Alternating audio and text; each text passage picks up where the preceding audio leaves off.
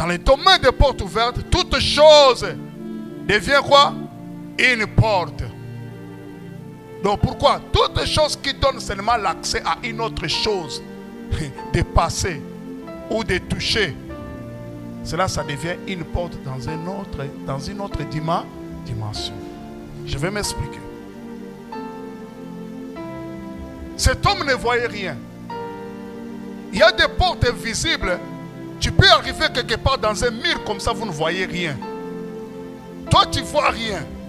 Mais il y a une autre personne qui vient, il voit que dans ce mur, il y a une autre porte. C'est la raison pour laquelle, dans la saison des portes ouvertes, vous devez prier pour l'ouverture des yeux spirituels. Et cela, ça demande des prières intenses. Parce qu'il y a des choses, peut-être dans ta vie, dans ta maison, que tu as déjà laissées, mais qui sont des portes qui font entrer les esprits impurs, qui font entrer les démons, qui fait entrer les problèmes. Depuis que tu es en train de prier, que tu ne vois pas de résultats. Or, il y a une porte d'entrée que tu as laissée dans ta vie, que tu dois fermer. Tout acte que tu commets, ça peut devenir une porte d'entrée.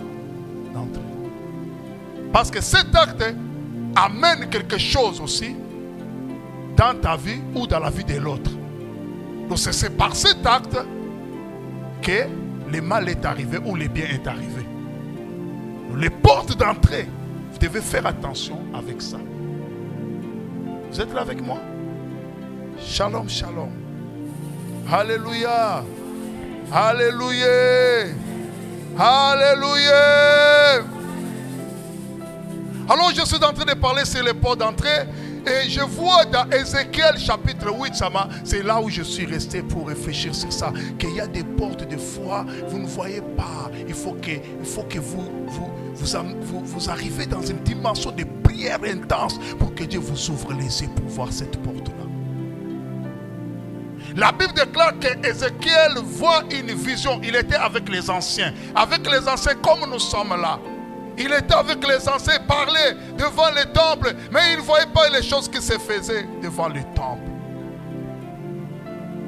Il ne connaissait pas qu'il y avait le mal qui était caché. Il ne savait pas qu'il y avait d'autres portes invisibles que lui ne voyait pas. Le monde n'est pas seulement physique.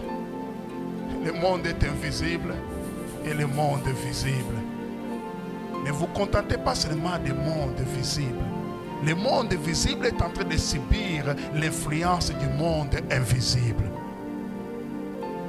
Quand tu pries, tu deviens dans une dimension d'un homme invisible.